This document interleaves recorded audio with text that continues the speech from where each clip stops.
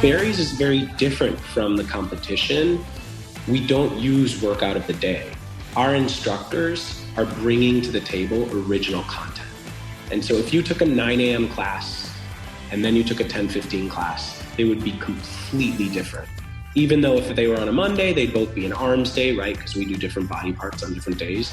You would have had two completely different classes, different music and different programming, hopefully equally great, right? But so that really it's attractive for instructors because it really gives them the opportunity to have that creative input into their workouts.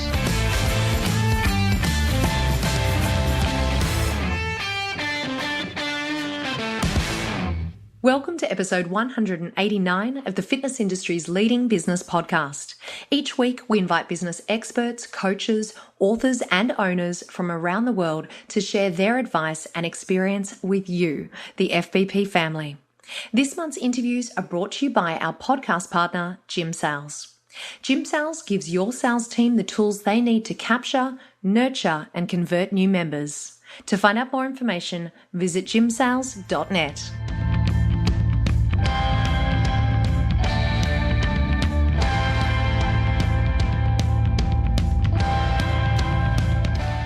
They say that all good things come to those who wait, and they are right, because it took almost 12 months to get this interview. And for me, a group fitness fanatic and a massive fan of this particular workout, it was a pretty huge moment to get the opportunity to interview the CEO of Barry's Bootcamp, Joey Gonzalez. Barry's Bootcamp is known as the original cardio and strength interval workout that innovated group fitness and started a global boutique movement. They now have locations in the USA, United Kingdom, Italy, Scandinavia, and the UAE.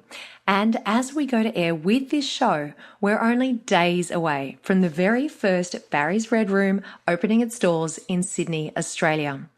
During today's interview, we discuss Joey's journey to becoming the CEO.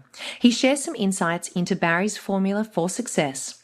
We chat about their coaching team, the role they play in the business, and the professional development that they do. Joey shares how they ensure their brand message remains consistent across multiple countries and locations, and we discuss Barry's retail and how it's grown to become an important and profitable part of their business. We are about to get a great behind-the-scenes look at Barry's Bootcamp, but first, here's a message from our newest podcast partner. Gym Sales allows you to plan, implement, and monitor a proactive sales strategy that's automated and uniform. You can give your sales team the tools they need to capture, nurture, and convert new members, which means it's easier than ever before to grow your member base. Make sure you head over to gymsales.net to find out more information.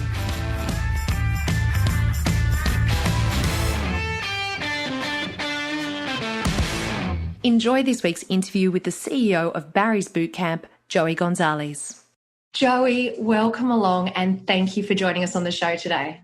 Thank you for having me. You've had quite a remarkable journey getting to where you are today. Do you want to give us just a little bit of a background of your story to becoming the CEO? Sure. So I always say I had the 4D experience, starting first as a customer, someone who became obsessed by the product in the same way that you did and thousands of others around the world have. It just really spoke to me. I had never been challenged in that way. I loved just the efficacy of the workout. It changed my body. And so, all the amazing things about Barry's resonated with me immediately as a customer. And so then I started my second, dimension as an instructor, which Barry invited me into the family, saying, you're here twice a day. You might as well start to teach other people how to do what it is you're doing. And so I became an instructor. This was in around 2003 or 2004. And then thirdly, I moved into management. So I was really overseeing all the operations, always with the intention of becoming a partner and eventually investing in the business myself. And I was very, very clear with the partners about those ambitions. And so we worked together for years until came to become a partner, an investor, and an owner in the business, which happened in 2009. Officially is when I opened my first studio, and spent the next few years traveling around the country, just proving the scalability and portability of the concept. And we really grew organically until 2015, 17 years later, when we took some private equity. We took on some private equity partners called Northcastle. And that was at the point at which I was appointed CEO position. I'm interested to understand, Joe, through that journey that you have had, because obviously the business was starting to be established and you've had massive growth throughout the time that you've been involved in the business. Tell us a little bit about the formula that has come about to your success, to Barry's success. Tell us a little bit about behind the scenes, how you've gotten to where you are. So we definitely took the approach of growing slowly, carefully, and organically. We've opened up studios, of course, strategically based on, who lives there and, why we should go there, but also listening to our audience, which I think is a unique thing we're able to do, right? Which is we have this 20-year-old customer base and they're extremely vocal. And so we have gone to some cities that might not seem as obvious to people because we listen to them. And so there's this sort of like organic growth that we've always stayed true to. On top of that, at Barry's, even though the workout has stayed very much the same over the last 2 decades, we are never afraid to innovate and improve the offering. And so, what started off as a 1,400 square foot small studio with like one bathroom in the studio has grown to 5,000, 6,000, 7,000 square foot studios with an incredible retail selection, something called the Fuel Bar, where we offer gut-friendly, protein shakes and, before and after supplements. And then, of course, our amenities program, where we have beautiful locker rooms and showers and an actual amenities partnership with Orbe. So, we just are never afraid to reinvent ourselves. Now, one of the things that I noticed from day one with going to Barry's is just how incredible your coaching team is. And as a matter of fact, I saw the process, like the hiring process that's happened here in Australia and the training process with getting Aussie coaches on board and trained up and ready for Barry's. That's obviously a huge part of your business. So can you talk to us a little bit about that? So tell us about the role that your coaches play and the professional development that you actually do with them to make sure that they are living the brand. Yeah, so it's what we do in a place like Australia and other new markets is we identify the instructors, through a series of auditions and interviews and just getting to know people. We identify sort of like the 10 best prospects, and we invite them to take part in what we call the Instructor Founding Program, which is obviously aimed at passing on our trade secrets in terms of actually like being able to teach a Barry's class, right? And by the way, to even get in the door, you have to have certain certifications. So these are typically like very well-educated, well-respected people in the fitness world. And then we spend the next few weeks teaching them exactly what it means to teach at a Barry's class. We provide, there's a textbook, there are guardrails, there are do's and don'ts. Because Barry's is very different from the competition, we don't use workout of the day. Our instructors are bringing to the table original content. And so if you took a 9 a.m. class and then you took a 10:15 class, they would be completely different. Even though if they were on a Monday, they'd both be an arms day, right? Because we do different body parts on different days. You would have had 2 completely different classes, with different music and different programming, hopefully equally great, right? But so that really it's attractive for instructors because it really gives them the opportunity to have that creative input into their workouts. And the other half of that, it's not just about teaching them how to teach a Barry's class, but we culturally immerse them in what it means to be a part of Barry's family. And so the training program will be split between New York and LA, and it will involve, things like happy hour with all the other instructors and a night at, a dinner at my house. And they really get, a tour of HQ so they can put face with all the names of the marketing department, development department. And they really start to appreciate and understand that they are a part of this much bigger thing and that they have the support of all of us. And when someone is joining the Barry's team for the very first time as an instructor, as a coach, how many weeks of training is that they're going through all that professional development that we've just touched on?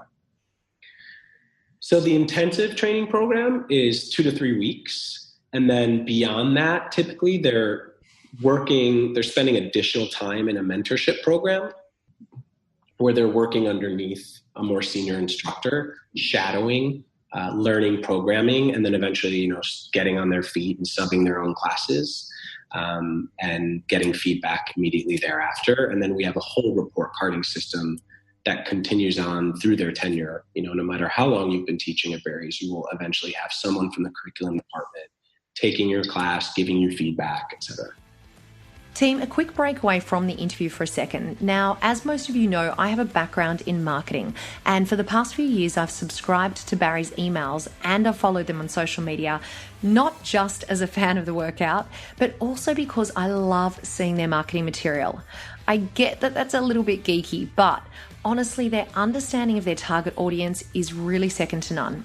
To show you what I mean, I've pulled together a few examples of their marketing collateral and popped them into today's show notes over at fitnessbusinesspodcast.com. So you can go over and check out the look, the feel, the tone, the language that they carry across multiple platforms. It really is a great example of the power of brand and the importance of consistency. So we're diving back into the interview now, where I've just asked Joey what the strategy is behind their marketing. So I think, it starts with being really good at understanding who you are, right? And I have an incredibly talented and nimble marketing team, and each of the employees understands the Barry's voice, personality, sense of humor, because it's actually not that hard to understand. A really well-developed brand is just like a person. And so there are things that he or she would do and not do, right? And we take those things into consideration every time even the smallest piece of marketing collateral goes out.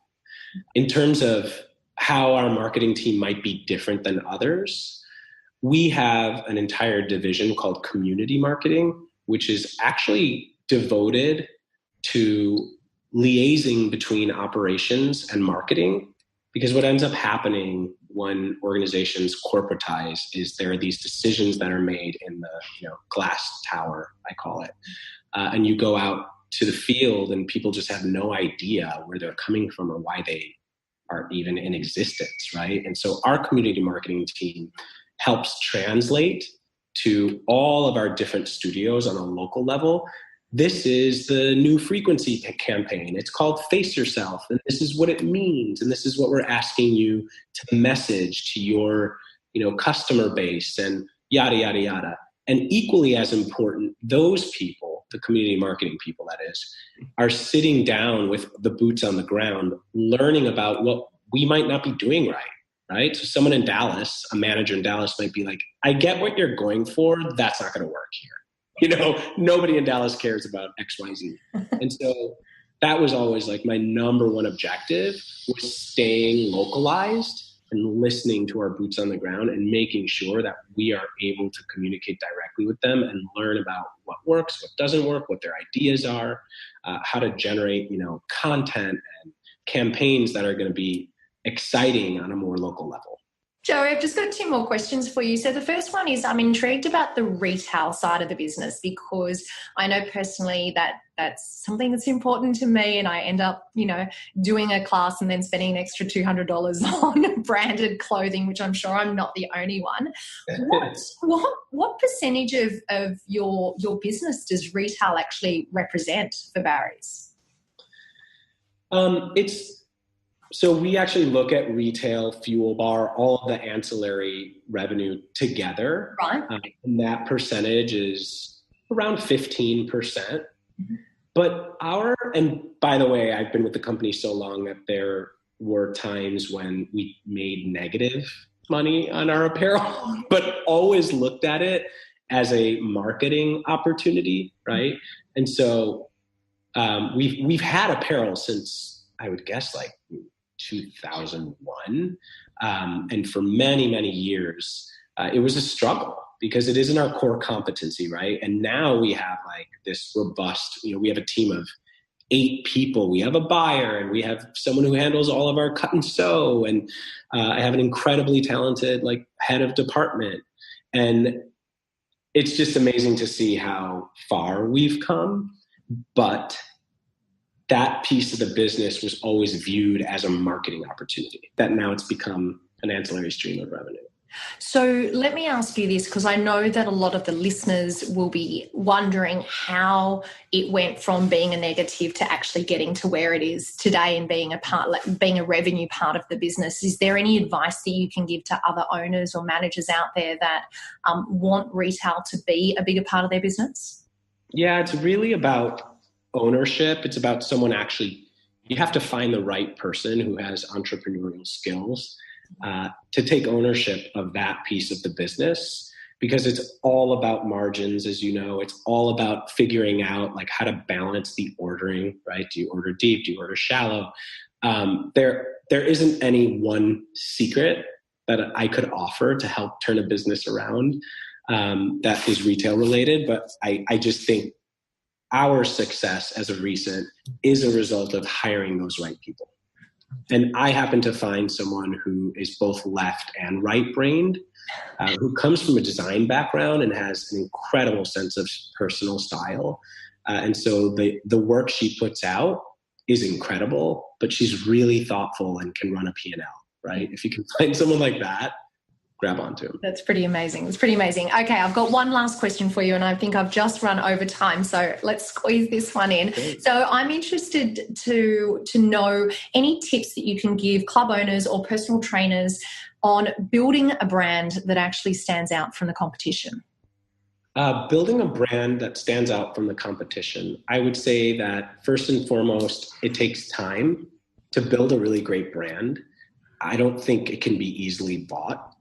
It takes time, and it's all about the people, right? And so if what you're doing is starting an organization, no matter how small it is, you have to be so 100% sure that you're hiring the right people and putting the right people in place, because the brand is dependent on that, right? And then I would say at the core, what's helped make Barry such a successful brand, quote unquote, is that the product is incredible, right? It really works. And so, it's kind of been easier for us than some of our competitors, because what we're offering isn't hard to sell, because everybody who does it sees immediate results. So if you choose a product that has efficacy and is truly something of value, I think the brand piece comes a lot easier. Joey, thank you so much for taking the time to join us today. Thank you for sharing your story with all of the listeners and for giving us some really great behind the scenes insights into Barry's Bootcamp. So thank you so much for coming along today. Thank you so much. Have a great night. We'd like to thank our sponsor, One Fit Stop, for their support, and we highly recommend all fitness professionals go to onefitstop.com to find out how their software will enable you to take control of day-to-day management in your fitness business. One Fit Stop's scheduling, client management, programming, and payment collection tools will set your business up for success. Pre-Core Quickfire 5. This week's Pre-Core Quickfire 5 guest is the owner of Stronger Personal Training, Frank Nash. Frank, welcome along. Thank you so much for joining me on the show today. My pleasure. Good to be here. We're going to kick things off with the Pre-Core Quickfire 5. So how about you tell everyone, why do you do what you do? I've always been an athlete. I love coaching. I love being coached. And through high school and college, being an athlete, I just slid right into the fitness industry. And a little personal note on me, I don't have much of a personal family, brothers, sisters, mother, father, just being my brother. So for me, being involved in the fitness industry, being a coach, owning a gym, it was instant family. I mean, I have hundreds of family members now, and naturally, I just gravitated towards that. So when someone says how many brothers, sisters do you have? I get hundreds. Well, you know what? I can relate because our fitness business podcast, this is our family here as well. So I know exactly what you're talking about. And so I appreciate that your gym is your family. And tell us, what's one ritual that helps you become better at what you do? Well, this is not just my ritual. This is something I would challenge everyone to do, is just surround yourself with smarter, more talented people than yourself. So I really try to find people, whether in the industry or outside the industry, that I really admire, look up to, and I think will challenge me, and just surround yourself with them. And I heard this phrase a long time ago. You surround yourself with a bunch of losers, you're probably a loser. If you surround yourself with a bunch of not smart idiots, you're probably going to be an idiot. But also the reverse is true too. Yeah. And that's what I try to do. That's one of my favorite rituals. I totally get that. And I know who you hang around with. So I know that you have an amazing group of people and mentors, and that's awesome. Thank you for sharing that. Now, what's one app or system that you use to stay in control of your workload? Oh, there's a great app. Actually, I was using it before we got on this podcast. It's called Wunderlist. Oh, yeah. Very, very simple but effective tool. I use this every night before I go to bed. So there's this great statistic where the less tasks you have planned for the next day, the more successful you're going to be. So depending on the statistic you read, it's somewhere between 3 and 5. I go 3. So I pick 3 of the most important tasks I need to get done the following day. Now, this is crazy. Just think about this for a second. In the course of a year, that's over 1,100 tasks that you could get accomplished. I mean, most of us put our list together. There's like 10, 15 things, and you do nothing. Just pick somewhere between 3 and 5. Hell, make it easy. Go 3, and over the course of a year, that's 1,100 important tasks that you put in the tank. I mean, that's super effective. That's not being busy. That's being effective. Yeah, you know what? I could not agree with you more. And just to remind everyone, so that app that you mentioned right up front, that was Wunderlist, correct? Yes. Awesome. We will make sure that we put a link to that in today's show notes. Now, what's one book, podcast, or blog that you'd recommend and why? My favorite podcast is the Bill Burr podcast. He's a comedian, actually not too far from me here in Boston. And most of the time, I think most of us in the industry, we gravitate towards business or self-help type podcasts. I think we all need to spend time taking ourselves less serious and laughing more. He's just a funny, salty comedian. Again, not far from me. And I would challenge everyone to listen to his podcast because he's a funny bastard. Well, maybe we'll have to get the Fitness Business Podcast up as your second favorite. We'll see what we can do about about getting that up on the list. And tell us a little bit about the topic that we're going to be focusing on during your main interview next week. Yeah, believe it or not, I've been in the industry for a long time. I've been a trainer since '98. I opened my club in 2002, and we've branded quite a few times, or rebranded quite a few times. So I'm going to touch on that. Also, building a team, a great staff, super important. But also, I'd like to touch on, how we build tech into our acquisitions and retention, and just our culture of our club. I mean, tech is huge, and if you're not using it, you got to get on board. So it's something we've been very successful at over especially the last few years. Well, Frank, you know what? I'm really interested in tapping into your experience and finding out about that rebranding that you talk about, and of course your team and the technology. So I cannot wait for your main interview next week. Thank you so much for joining us today. My pleasure. Before we finish off today, a reminder that all the resources, the links, and a transcript for today's show can be found at fitnessbusinesspodcast.com. Thank you to our foundation partner, Active Management. I need more leads, is what many fitness business owners say. Let Active Management help turn your About Us page on your website into a lead generating machine. Download your free checklist at fitnessbusinesspodcast.com/active. Thank you for joining me for another week of the show. I look forward to seeing you next week. And in the meantime, remember that what you leave behind is not what's engraved in stone monuments, but what is woven into the lives of others.